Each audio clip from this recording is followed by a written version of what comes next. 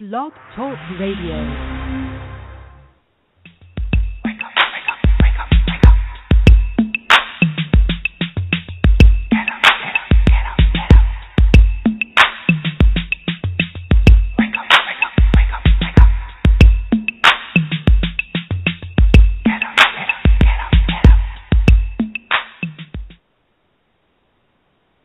Welcome to Awake to Oneness Radio. I am your host, Caroline Chang. Awake to Oneness Radio mission is to inspire the world to awake to the universal truth of oneness. Spirituality and science are telling us we are literally all connected. We are literally all one. What you do to another person, you're literally doing to yourself. And once mankind remembers the truth of oneness, there will be peace on earth. Today's topic is conscious evolution. Today's topic is conscious evolution with renowned futurist and author Barbara Marx Hubbard. Barbara is a pioneer in the field of conscious evolution. She is a visionary and an author of 7 books, and including the revised edition of Conscious Evolution just published this past February. I am so honored to have Barbara as our guest today. Hold on. Technical difficulty. Hold on. Welcome, Barbara, to the show. Microphone. Okay, here we go. Hi. Welcome, Barbara.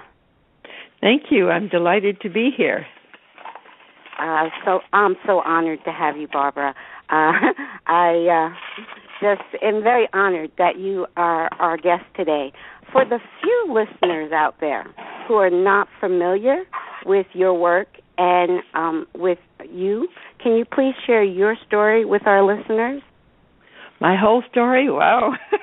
Well, okay. Tell my story to my listeners. No. Well, I am a evolutionary futurist, you might say. I was born in 1929, and I woke up when the United States dropped the bombs on Japan. And I woke up with a question, and the question was, what is the meaning of all our new power that's good? Science, technology, and of course now nanotech, biotech, quantum computing. And I thought, we could destroy ourselves with the misuse of this power, but maybe there's some good in it. So I started to look around, talk to people, and I found that actually nobody knew. The church didn't know. I went to Bryn Mawr College. They didn't even have any idea of the next stage of human civilization. And I met President Eisenhower, and I asked him, and he didn't know. So then I thought, well, maybe I better find out. And I began a search. It became a life purpose. The search was to find where this power, which really is the power of God. We can blow up worlds, we can create worlds, we can create new bodies, we can travel with the speed of light, all of the things that were miracles in the past, we're doing. So to make a very long story short, I discovered that we are part of an evolutionary story. For billions and billions of years, nature has been building ever more complex systems, from single cell to animal to human, and that we had just now, when you study evolution, you find that crisis precedes transformation. Problems are evolutionary drivers. So I began to look at the crisis, not only of the atomic bomb, but later on, of course, of the environmental crisis and the social and financial crises that people are in. I began to look at it as evolutionary drivers towards the next stage of evolution.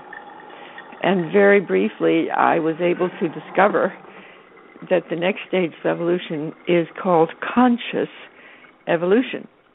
Billions of species have been extinct before we got here, but we now are making ourselves and many species already are getting extinct, the 6th mass extinction. We're causing it. So if we can cause extinction, we can also cause evolution. And we're affecting evolution by everything we do. So I became a conscious evolutionary. I actually invented a worldview, although it had been mentioned by people like Julian Huxley and a few others. I don't think anybody had championed the worldview of conscious evolution like I did. And that was way many years ago, before it was obvious. And now, in my new book, Conscious Evolution, Awakening the Power of Our Social Potential, I am literally beginning to be well known for this worldview because it does describe the reality of evolution by choice, not chance. That's my story. Mm-hmm. Okay. That's wonderful. I did just recently find out that you also ran for vice president in 1984. I did. Your campaign slogan at the time was, "They have a war room in the White House." So you were like, "Why can't they have a peace room in the White House?" I thought that was very awesome. Well, I had a very good idea. Yes, I did listen to the speech that you gave. Yes. To the Democratic Convention in 1984. So I'm sure a lot of our listeners were not aware of that aspect of your development in your life. Probably not. No, but the peace room was a very brilliant idea. In a war room, they track every enemy and how to defeat them. Well, in a peace room, what I suggested is we scan for a map and connect and communicate what's working, what's creative, what's new. And that was so popular that the over 200 delegates at the Democratic National Convention placed my name in nomination for vice president. It was an amazing experience. Wow. Yeah, that's why you're such an inspiration. That you're still, you started. I'm still here doing all of this work, and many years ago, probably before I was even born. But it's so amazing. How old are you? That you're. I'm 53. You're 53, and I'm 85. So what year were you born? 62, January 62. Yeah. See, I was born 29. That's really true. Yes. I was here a long time before you. My mom's generation. Yes. Yes. But you're still going you're going strong. And I just find that so amazing that, you're still doing this work. I purchased for Mother's Day in 2010, I purchased a jet ski. And my aunt said to me, "You're 50 years old. Why are you buying a jet ski?" I said, first of all, I'm 48. Okay, I'm not 50. And I plan to be riding my jet ski at 88. So, yes, there you go. Yes. Well, you see, it's very possible. Yes. So you're such an inspiration to everyone, of all ages, that, when you follow your inspiration, life is, life just goes on. It's no need, you don't have to just rest. You can just keep living your life for as long as you have life. So, yes, you don't need to rest unless you're sick. Of course, exactly. I need rest like everybody else, but the fact is that having a life purpose and giving your life to it is regenerative. You actually gain more energy by life purpose. Exactly. That is so true. That's actually kind of how I feel with this radio show. I just got the inspiration to do this show this past January, and I woke up in the middle of the night, and my spirit just said, "Just do it." Like it was saying, "Don't make up excuses. Just do it." That's the spirit. Yes.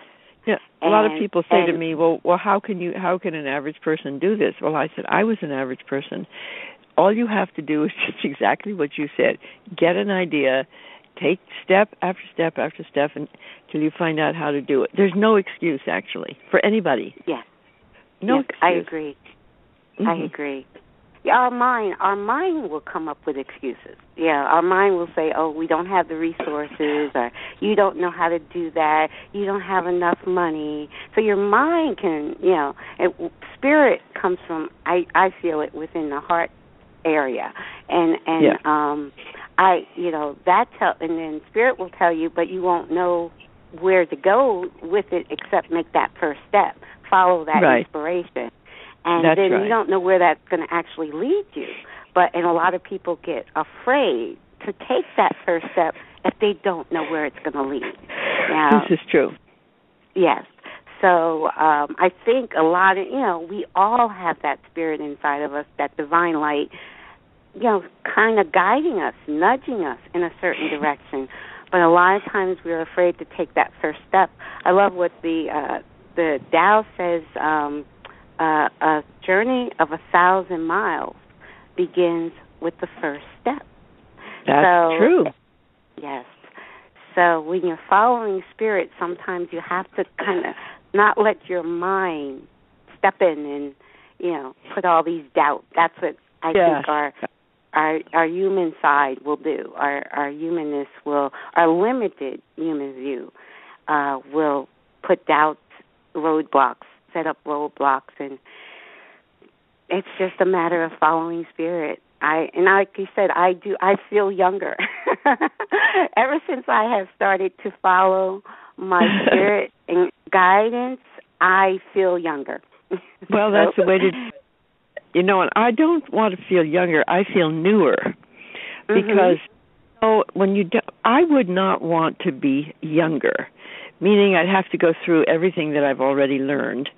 I like to be emerging or newer or evolving than younger, because actually life has a lot to teach us. And the older you get, the more you know. And so the idea of aging as emerging as a newer and newer being that knows more, can do more, can create more, as long as you're not sick, that is really true. And that's the way I feel at 85, particularly since almost everything that I imagined is happening. So I am also encouraged and reinforced by my own intuition to find that it was truthful. Okay. Yes. Yeah. Yes, this is true. I guess when I say feel younger, you're absolutely right. I love being 53, and all that I've lived through has gotten me to this point. And but I feel more energized. I think that's the word I'm looking for. I feel more alive and more energized since I've been following my soul guidance more than in there the you past. Are. That's it. Yes. Yes. So my question I like to ask you is, how can we awaken the power of social potential inside all of us? Well, the first thing, this idea came to me from studying Abraham Maslow, and he studied human wellness, and he spoke of the self-actualizing person. This is a person who is able to fulfill their potential. And so I thought, how can we develop a self-actualizing society? And I realized the way you do it by identifying what's working in society. Where is new forms of health working? Where are new forms of communication working, like this radio show? Where are new energies? And you start looking around, you'll see so much is emerging. So much is happening. So I began to say, let's consciously awaken our social potential through our human potential. Okay. Okay. Can you give some examples of that? Yes. I mean, there's some obvious ones, like in the whole health field. There's a tremendous amount being learned about diet, about exercise, about weight, about personal responsibility for your health, about various kinds of supplements. that can make you, I mean, I have been told by people who study this that there's really no reason, if you understand diet and supplements and exercise, for you not to live healthy till 100. So these things are happening in health, along with really major research in in cancer and beginning to understand Alzheimer's. You know, we're right at the threshold of breaking through into longevity. And then if you look in the energy field, there's clean energy. It's really possible to have solar energy, to run the world this way. And then if you want to look at, let's say, spirituality, we're moving from more traditional types of religion to a much deeper personal spirituality, my own kind I would call evolutionary spirituality. So all of these things are already happening. That's really true. Yeah, I agree with you 100%. There is definitely a conscious evolution going on. Things are, and it's happening quite rapidly, very fast, I believe. A lot of the knowledge I've gained just over the last 5 years, just through the Internet. I mean, wow, the Internet is so amazing, the way it connects the world. And it, like this radio show, this radio show could not happen without the Internet. So it's just amazing, and that this show can actually reach everyone in the world with a computer. And the great thing is they don't have to listen to the show live. They can listen to it anytime. And so it's amazing. It truly is the evolution of mankind. And I think day by day, people are awakening and remembering who they are, because that's kind of my belief, is that we truly know, but we're sleepwalking. You know, I believe most of the world is sleepwalking, and they don't remember who they are or why they came. But I believe that's why I named the show Awakening, Awake to Oneness. So, not that I believe the only thing I can do as another human being is inspire. I don't believe I can really teach another that all the knowledge is within already. And what I can do is inspire it the way Lynn McTaggart inspired me to awaken to oneness when I watched What the Bleep in 2007. And the odd thing for me, it was just that one concept, understanding oneness, that made everything made sense to me after I understood oneness, you know. And I know it's different for everybody. So everybody has a different evolution process. It's going to happen differently for everybody. But I know for me that was the key, and so that's why I'm trying to share that. But you were saying, I'm sorry, I didn't mean to interrupt you. No, that's exactly right. I think the thing to realize is that the planet Earth has grown a new nervous system in the last 10 years with Facebook, Twitter, and over 7 billion cell phones and Google. Right. This whole new capacity that I think is vital for us to connect, to co-create quickly enough to make the difference. That's really would be my goal in life. True. Yes. And just connecting with all I'm trying with the show to connect with all those that has inspired me, like you and Lynn McTaggart, and all my guests have inspired me. And so I want to connect with them to share that connection with the world. And I just think that's so awesome that the Internet has really made us a global community. You know, we're not separate little nations anymore. We're really a global community. And the Internet has truly opened up the world. I also like to invite any of our listeners. We are a new show and don't have too many live listeners, but I wanted to invite live listeners to give a call. Call in to 347-857-1083. If you have a question for Barbara, we welcome any questions. And anyone who also would like to share their story or share their vision of conscious evolution and awakening in the 21st century that we're living in. So can you tell us a little bit more about the new revived edition of Conscious Evolution? Which is just I've added new projects in there and new possibilities for people connecting with each other. I have written some really marvelous invitations for every reader to practice how to become capable of conscious evolution, much more so than I did in the past. And I've told about the evolutionary woman and the evolutionary man as new humans that are emerging on Earth right now through millions of us. Like you are an evolutionary woman. You clearly are one. Thank you. Thank you. I just want to, inspire just from my inspiration that I was inspired. So now what I can do is try to help to inspire others. So can you give an example from the book of how, just like one example of how it explains or gives an example of how a person can tap in to that?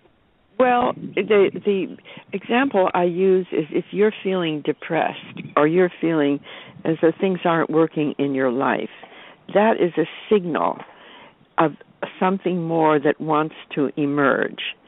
So instead of saying what's wrong with me and medicating it or taking substances or giving up, you actually start looking around for what's working in your life or what excites you, just like you did with doing this show.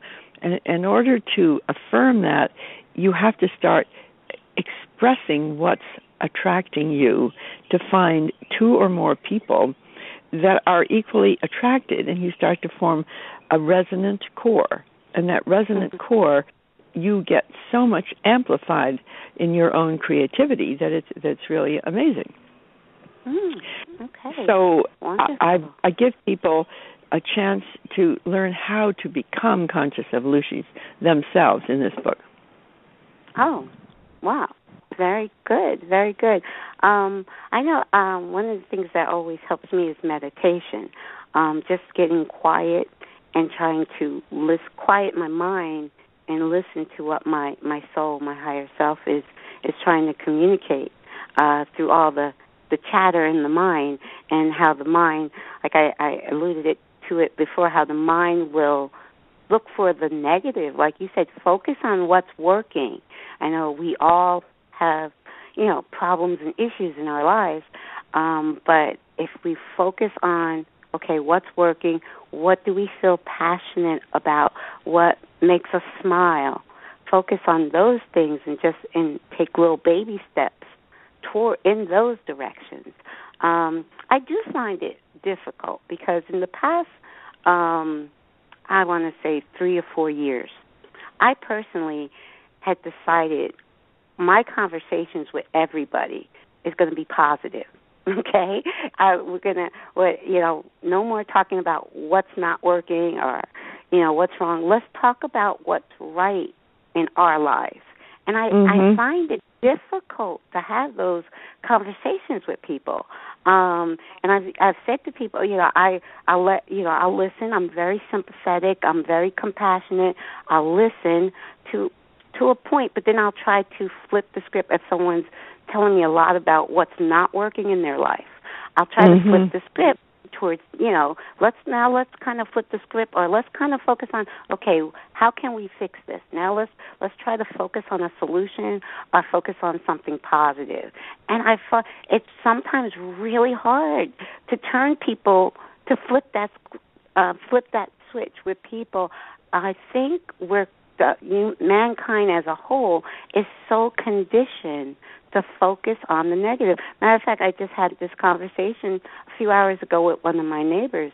I stopped watching news after 9/11. I have not watched news since, yes. I have not watched news since September 2001. I have not watched news because they were starting to tell me something that was in the news. And I was like, I'm sorry, I have no idea what you're talking about because I don't watch news. And I don't watch it because it's too full. My belief, there is just as many good things happening in the world as negative. But the news amplifies the negative. And it does it late at night before you're going to bed.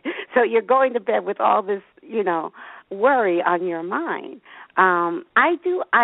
News comes to me. I'm on the computer all the time. Any news that I need to know, it comes to me.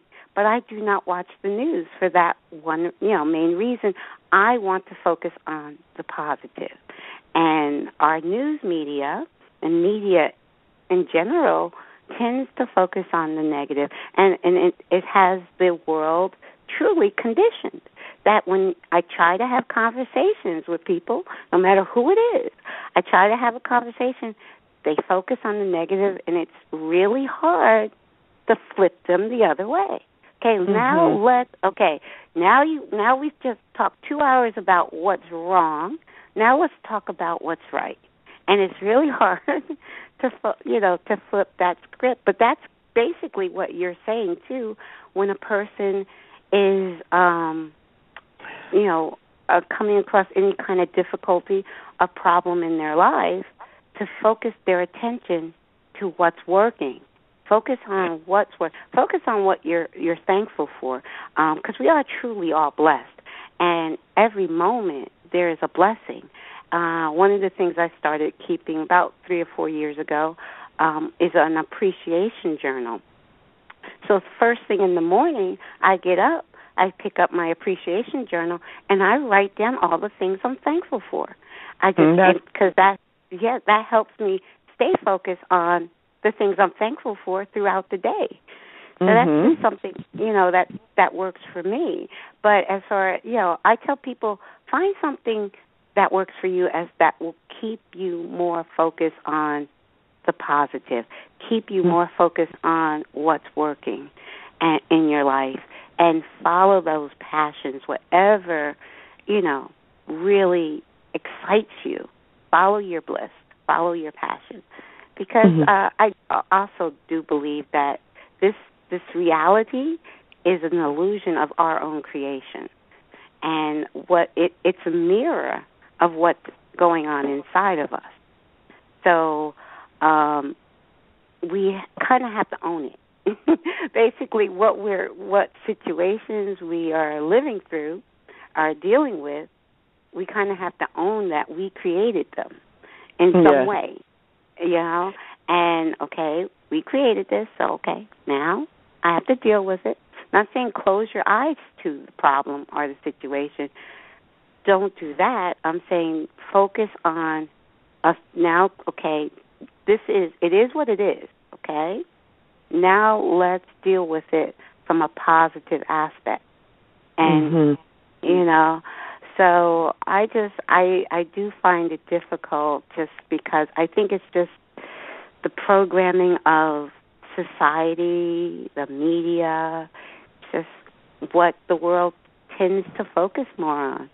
But well, I don't agree with you completely. I think that the news media, one of the ways of seeing it, it's like the nervous system of a newborn baby. It tells you what doesn't work, you cry, you scream, and then it puts you to sleep. So it's an infantile nervous system that is noticing what's breaking down, what's not working. But now we have on internet, I would say, a more maturing nervous system that is noticing, like you are, what's emerging. And I think it's important to know what's breaking down because it's a stimulus to what you need to do to break through. So I watch the news every night, and I know what's not working, and then I I think, what could we do that would deal with that situation? Like, let's say, you may not realize, but there's a big uprising in Baltimore over this young man, Freddie Gray, dying. I think that's what my neighbors were trying to tell me just a few hours ago, and I had no idea what they were talking about. Okay. You should. And I then understand. In Philadelphia, the uprisings, and then they began to come in New York. Now, there's a great deal of realization that black men, particularly, are imprisoned far more numbers than the white. They are incarcerated for longer periods. They are not able to get a job in some of these larger cities. So Hillary Clinton just made a speech, which I thought was very good, but recognizing inequality. So then, and also a police brutality where there was no, where the police could get away with mistreating black people because there was no one supporting them. So the whole movement of this protest and this breakdown in Baltimore is probably going to change the way the police officers work, the way the justice system is responsible, and the way communities are more inclusive of people who are left out. And so the protest actually is important, and it's important that people do it. Now, they're saying, you should not protest and you should listen to the curfew, and I well understand why there hasn't been a lot of trust in the legal system for, let's say, the young black men, because there's a prejudice there. So then the prejudice needs to be brought out in the open and seen. Now, that doesn't mean that you have to condemn everybody who's prejudiced, but you have to reveal it, and you have to change it. And so I think it's important that we see we also see, for example, where democracy is not working. Okay. Liberal democracy controlled by large corporate money, which is oppositional, is not working. So then you begin to say, how can we self-organize and self-govern in a way that is working? And that's what I've been doing, like when I ran for vice president. It was finding out connecting what's working. It was because I loved democracy that I did that, and I had to know what wasn't working in order to move towards what is. I do agree. I agree with you 100%. I think I do agree with you, and I'm now definitely going to go online and find out what's going on in Baltimore, because you're the You better do that. Yeah. Yes, I am. Like I said, news does come to me. I'm not totally oblivious as to what's going on in the news. News does come to me. Matter of fact, I live in the Poconos, and this past fall, we were actually national news because of a sniper that killed some state troopers. And we, at little Pocono Mountains in Pennsylvania, actually made national news. So I knew all about, and our schools in this area were closed down because of it. So news does always news that I guess I always say news that I really need to know is going to get to me. So this story on Baltimore, I must look into it, because you're the second person today that mentioned to me about what's going on in Baltimore. So I just don't watch it, myself. But it does. The news does come to me. I do get news, and I'm on the computer all the time, so I see headlines all the time, and sometimes a headline might pop up that intrigues me, and I'll go follow that story. So that's the wonderful thing about the internet. You don't have to watch the news to actually get the news. I mean, you don't have to watch it on television. You don't have to watch it on television to get the news. Actually, you get more of it on the internet, because you can go to all the news networks and see what they're all saying at the same time. But I definitely, so I do agree that you do need to know what the problem is to fix it. Yes, I do agree with that. I just think I just from my conversations with people, a lot of times people get stuck in what's not working. They get stuck there. instead of, okay, this isn't working, now let's move on. Let's go, okay, this isn't working, so let's try something else to fix this. So that's the only, the kind of point I was trying to make, just that it's difficult, to get people to flip that script, okay, we don't like this. This isn't working. Okay, now we need to try something different, Yeah, that's totally... So we still are in agreement, but I don't think anybody can get me to watch news nowadays. I do follow it if if something's interesting enough to look into online, but I don't know. There's something about watching news that it brings down my energy. I'm sorry.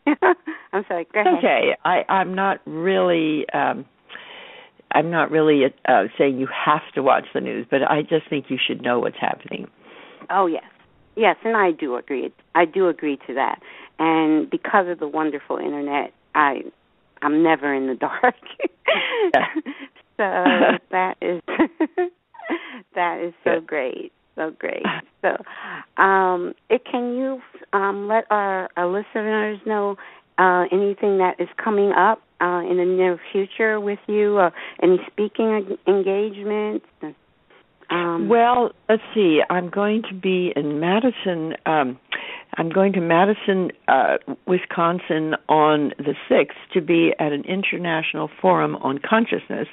If anyone is anywhere near Madison, Wisconsin. And then I'm going to be in Virginia on the 28th of May on Building a New World.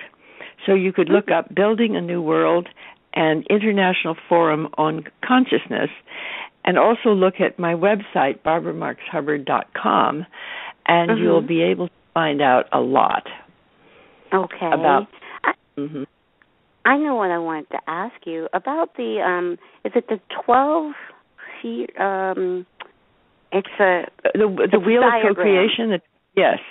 The wheel of co-creation. If you visualize a spiral of evolutions, like the origin of the universe, a turn on the spiral, the origin of matter, origin of life, the origin of animal life, of human life. See it as each one of those is a turn on the spiral. Now draw a big turn on the spiral and put a wheel in it. And in the wheel, you have health, education, economics, all spokes of the wheel. And at the center of the wheel, you have a space for spiritual communion and revelation as you resonate with the deeper patterns that are evolving in you and in the world. And so the wheel of co-creation is in order to see our system as a whole system. You see, right now we're all in special silos. There's education, there's religion, there's government. And it's very hard for any of those sectors to cooperate, and yet what's needed in the world is co-creation, but we're structured for separation. So the wheel is a structure of co-creation and cooperation, and even more than that, synergy, which is when I have a goal, I have needs, and somebody else has a resource to meet my need. So instead of voting to win or lose, we're voting to co-create. And you get a whole different lifestyle and a whole different pattern of life out of that. And it's a lot better. Yes. That kind of reminds me of the whole Darwin, where he said the mighty and the fight, and science has proven that was not in nature. He observed it in nature, I think with the ants or something, and he thought that it was all, might is right and the strongest survive, and there wasn't cooperation in nature from Darwin's point of view at that time. But science has disproven that many, many years ago, that it's in nature you find cooperation. There is so much cooperation in nature. Ultimately, only the cooperatives survive. It's very interesting. Futurist describes, when a species is young, and don't forget, humans are young as a species compared to whales, for example. So when a species is young, it tends to overpopulate, pollute, and compete among itself. And at some point, it's going to destroy itself, and it learns to cooperate with its own environment, with each other and other species, or it's extinct. Now, billions of species are extinct. We are a species who has been young, so we've overpopulated, we've polluted, we compete and we conflict. If we continue even one more generation doing that, we will really lose our life support system and devolve.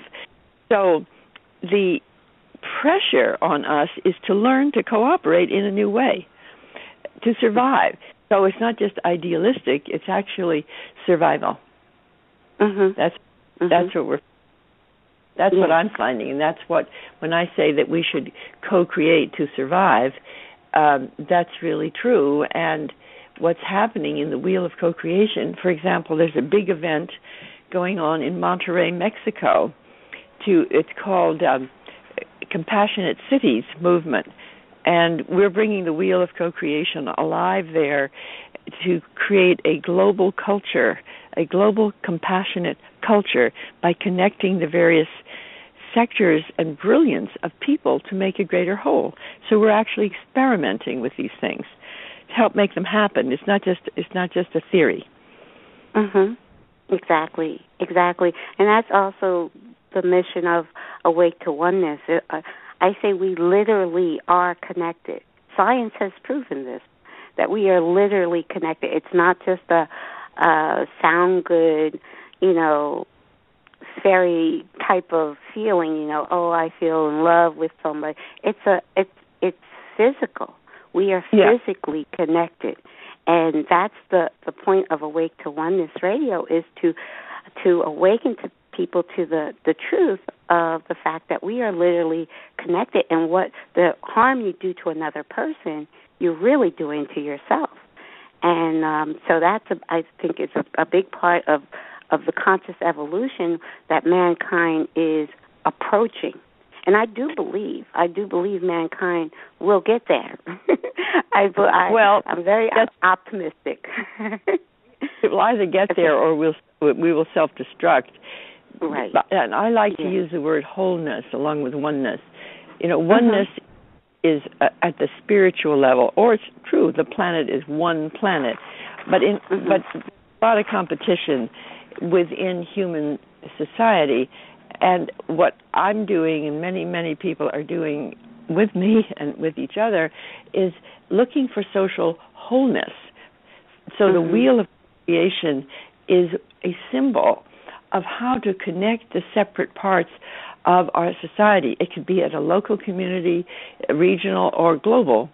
And if you were doing it, you could do it like a town meeting in the round. You could have on Saturday afternoon, you could just have on the lawn people interested in health, people interested in energy, people interested in the environment, and they come and state what they want to create, what they need, what resources they have to share, and before you know it, they're beginning to actually co-create because they need each other. And that's what I think has to happen. Yes. I'm in 100% agreement with that.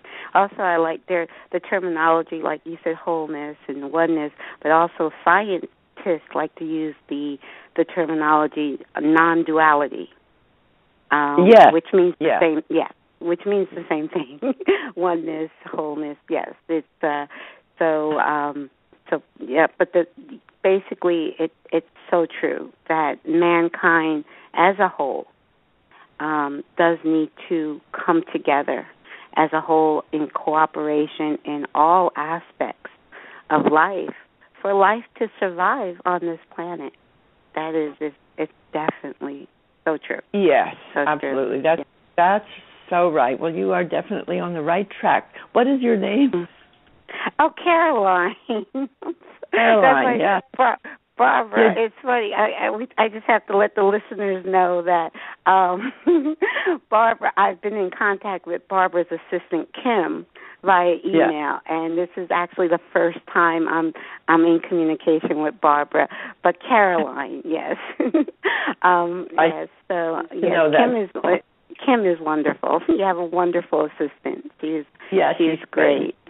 Yes, he is so good. Yes, Caroline Chang is my name. And I just contacted Chang. Chang. Chang. Chang. I always have to spell it for people because they think I'm saying king, but it's Chang. I have a Chinese last name. Are you Chinese back? No, my ex-husband. My ex-husband. Oh, I see. Yes, I was married. Yes, he was half Chinese. He was Chinese Jamaican. Was my ex-husband. Very nice. Okay. And I kept the name. I got married at 17, and I was only married for 8 years. But I kept the name because I had 2 children, and I didn't want my last name to be different than my children's last name. So that's why I kept the name Chang. That makes a lot of Yes. Yes. So I just had to explain to the audience, to the listening audience, that I've been communicating with Kim, but I was so honored when Kim emailed me and said, Barbara will be your guest. I'm like, I was doing a happy dance. Oh, good. Yes, I'm so honored. I'm so honored. Matter of fact, this would be a good opportunity to also let the audience know coming up next week, next Friday, our guest will be Reverend Michael Bernard Beckwith. He is, I know you're familiar with Michael, Barbara. Reverend Michael Bernard Beckwith of Agape International Spiritual Center in California. He will be our guest next Friday on the 8th. And on May 15th, Friday, May 15th, our guest will be Howard Martin. He is the co-founder of Heart Math Institute. So one of the things that this show would like to do is the goals. One of the goals of this show is to bridge the gap, because really there is no gap, to bridge spirituality and science. Quantum physics is telling us the same thing that ancient spiritual teachings are telling us. And this, is something that I want to share with my audience, is that it's not just, I'm not talking something just spiritual. It is physical, because science is proving this. And we actually mentioned heart math last week on the show, how the heart math has proven how strong the magnetic field around the heart is compared to the brain. Mm-hmm. Kind of like when I was saying, when you get an inspiration, and like I said, I do feel it from my heart center when I get an inspiration. And sometimes that brain of yours, because it's limited, your human consciousness is so limited to what is actually out there, and it only looks at what it can see. And so when your heart inspires you, when your soul inspires you to do something, and you can't see where that inspiration is leading, your mind will come up with excuses of not, so it would be great. It would be wonderful on the 15th when Howard Martin is our guest to tell us all the great work that the Heart Math Institute has been doing. Yes, I love math. That's wonderful. Yes. It's so, so I'm so honored with every one of my guests. You're doing a wonderful. Very, you're taking initiative. This is really great. So I congratulate you. Thank you. Thank you. No, thank you. I keep telling everybody, I'm just following my heart center. I'm following my spirit guide wherever it leads me, and I've learned so much in the past 5 years that I just want to share, what I learned. And the best way for me to share it is by bringing on the people that was inspired by, like you and all these other great guests that are coming on to the show. You've done a great. Thank you. Are you there? You're kind of breaking up. I just want to make sure. Is your phone connection okay? Oh, there. Is that better? That's better. Yes. Yeah. Okay. Sorry. Yes. There you are. Okay. Wonderful. I am so honored that you're here with us. Can you tell? I know you do some work with Neil Donald Walsh as well? Yes, I do. I mean, he wrote a wonderful biography of me called The Mother of Invention. And he did it because he really agrees with me that we're going towards some tremendous breakthrough. And this book imagines from the future what it would be like if we actually had a planetary birth experience where everybody on Earth was invited to say what they're doing, what they want to do, what they want to create, what's working, and we would have a planetary uprising of wellness. So he wrote the book from the future as though that's happening, and then we backed up through my life. We went backwards, and his main point is that everybody's life has a deep design in it, and if you have to know where to say yes and how to keep going, even when it doesn't look possible. So I love Neil. I love to work with him, and hope to be doing some actual more books with him. Wow, that is, yes, very true. That about everybody, and we mentioned this last week on the show about everybody on the planet has has a unique purpose that only they can do. Everyone on the planet. So everybody some people say, they don't have high opinions of themselves. But everybody on the planet has a unique ability that only they can do. Right. And when you listen to your soul, listen to your heart, it leads you to that purpose. Because we are divinely unique. We're uniquely divine. You can interchange those two words. But we mentioned that yesterday. So last week we mentioned that on the show about to inspire people to search for that divinity, that uniqueness within. Yes, it's so true. Yes, absolutely true. Yes. Yes. I am just so honored and so blessed. Thank you very much. Like you said, you are in my mom's generation. Actually, my mom would have been she would have turned 90 in September if she had lived. And she passed in 2011, which was a very difficult year to get through, but for me, I grew spiritually a lot that year because that was the year my mom passed away, and also my son was diagnosed with his illness that eventually did take his life last year. So what did your son have? What happened to your son?